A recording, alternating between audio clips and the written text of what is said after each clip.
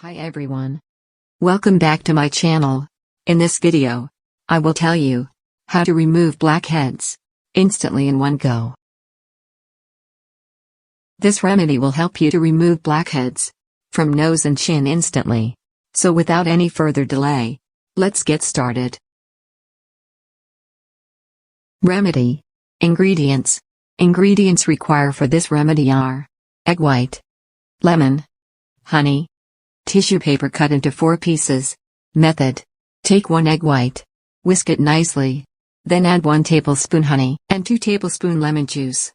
Mix all the ingredients very well, and put this mixture aside. Now either take steam directly, or take indirect steam. For indirect steam you will need hot water and towel. Dip towel into hot water, and place on nose. And keep it for a while. Repeat this process for at least 5 minutes. Now take egg white mixture and apply a layer on nose. Now take 1 tissue paper piece and put it on the nose, and again apply a layer of egg white mixture on it. Now apply another tissue paper piece and again apply a layer of egg white mixture.